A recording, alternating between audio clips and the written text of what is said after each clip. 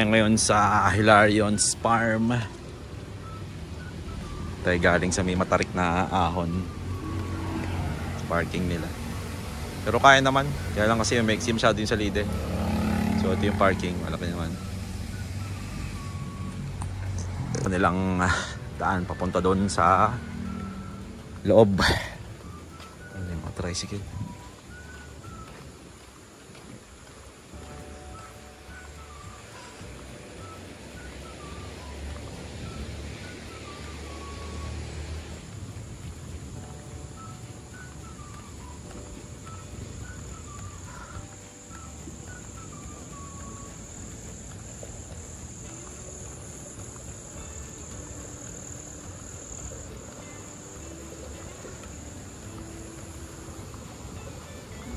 Sana pa nilang reception.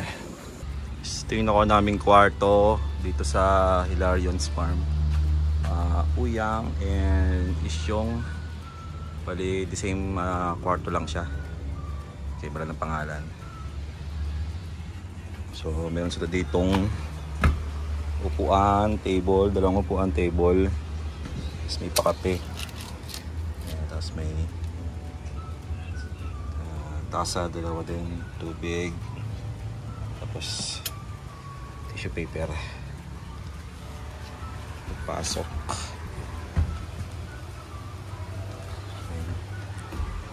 Ang kama na for double.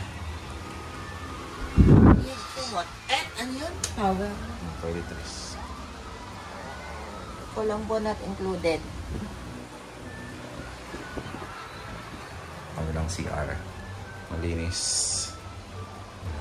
So, ada shower head.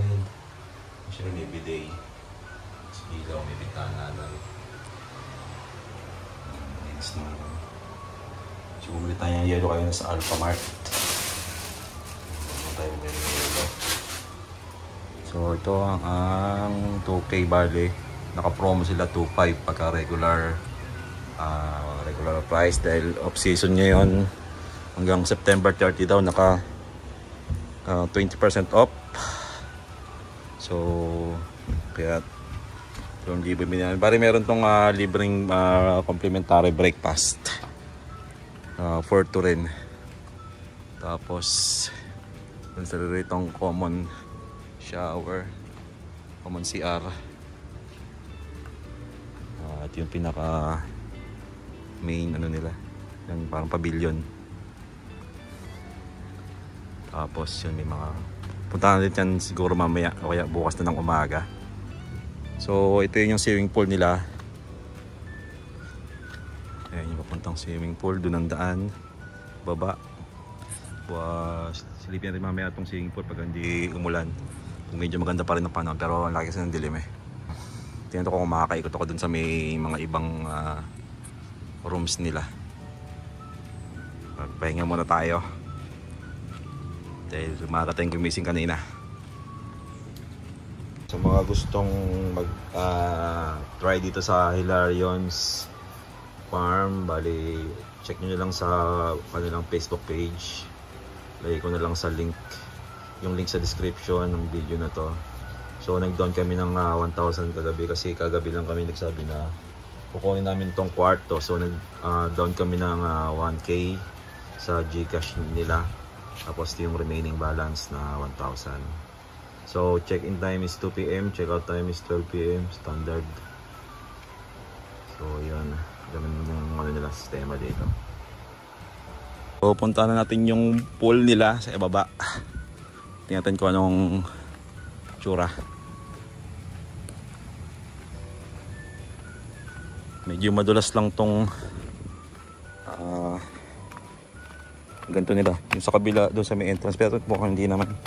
Dahil upod na eh. Medyo madilim na naman. Kaya na umaaraw na eh. Medyo gloomy na naman ng panahon.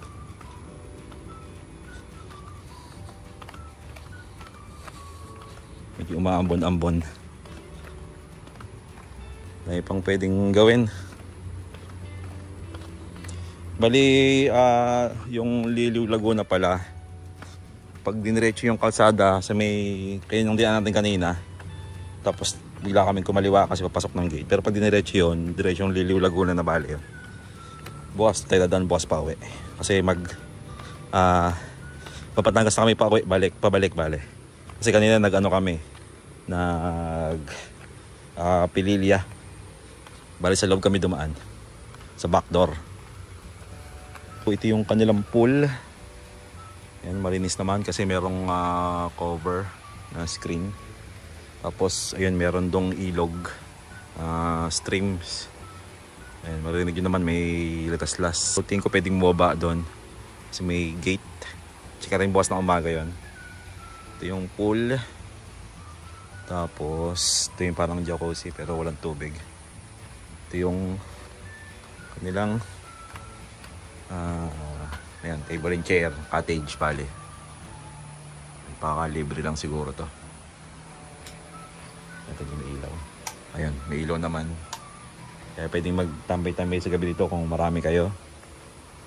Since dalawa lang kami ni Mrs., doon lang kami siguro sa area na lang namin magtambay-tambay. Yun yung common CR.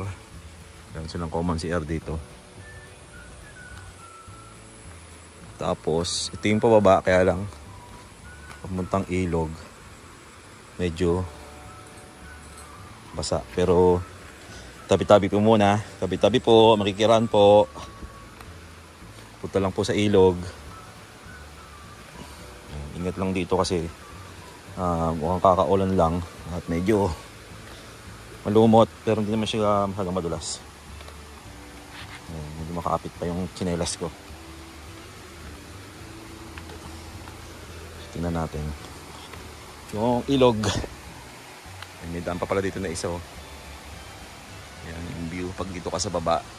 Ayan, bali yung lupa niya pababa. Tabi-tabi po, kiraan po. Ito yung ilog. Tayo natin bukas ito maligo. Tingin ko pwede maligo dito medyo makulimlim lang. Ito yung stream river nila. Tingin ko pwede rito bukas. Ganda linaw. So, kailangan lang siguro magyapak papunta dun sa may yan dito pababa. Palakad pababa. Yan. Bukas ulit check natin pati ibang mga unit siguro bukas na lang kasi 254 pero ang dilim kasi, pero tingnan natin bukas kung mamaya ako ma-check natin yung ibang mga rooms kung may open para makita nyo yung loob. Pero yung rooms nito kasi ano lang dito, 2 room, bali yung rooms nila good for 2 pataas. Pwede rin hanggang 5 yata, 5 tao yung pwede sa room nila. So yung ganda ng mags ng tubig dun zoom natin para makita nyo.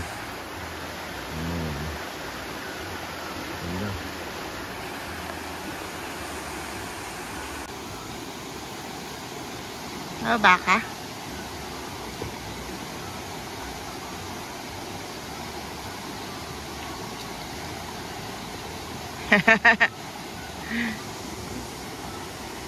Yan.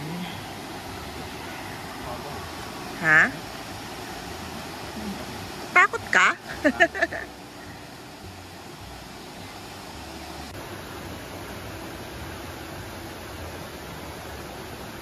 Yung mag-excuse ka. Nga boba na kami dito sa may sa Batis or Ilog. Balik pababa doon.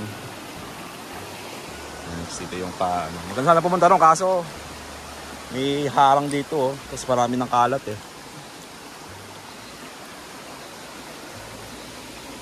Ay, lamig ng tubig niya.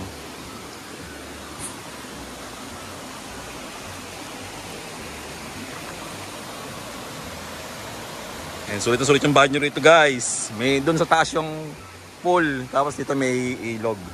Batis kung gusto nyo rito chill dito. Yan, bukas babalik kami bukas dito para maligo sa umaga siguro. After natin sa ilog, tingnan natin ito yung ibang unit nila.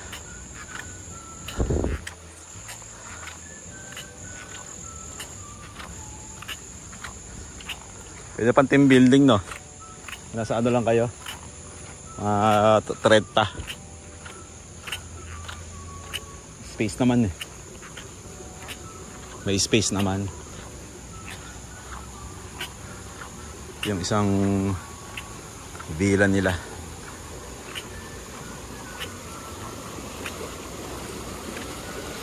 Villa. Ito ang Holita. Ito yung 2 to 5 packs.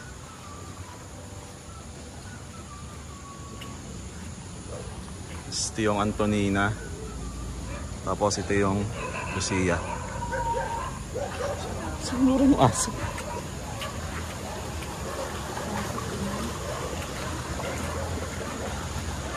Daming anak. Morning.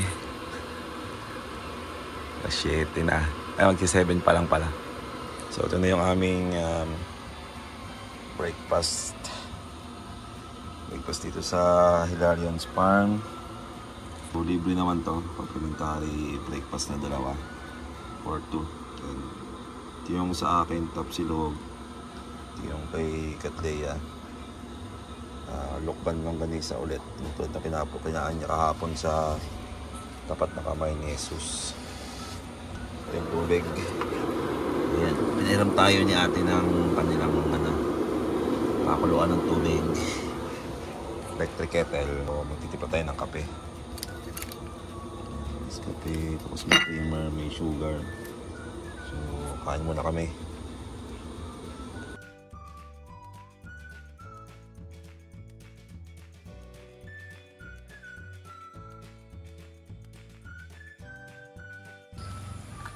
Let's go for a swim.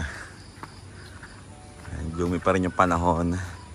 So, ito tayo sa ilog para magtampisaw.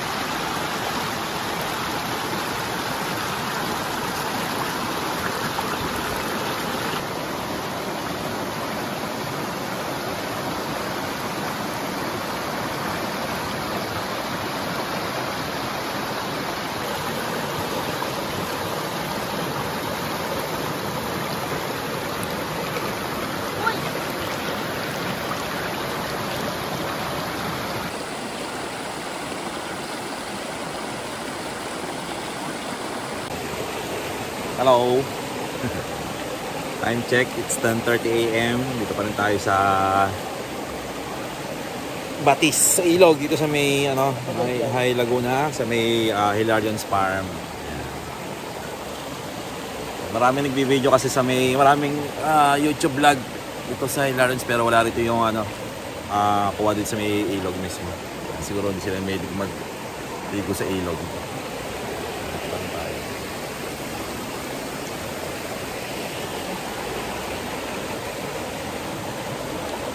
Time check, it's 11:37. Check out na kami dahil 12 PM check out. Maaga lang kami nag-check out para madali makauwi dahil malayo pa yung aming biyahe.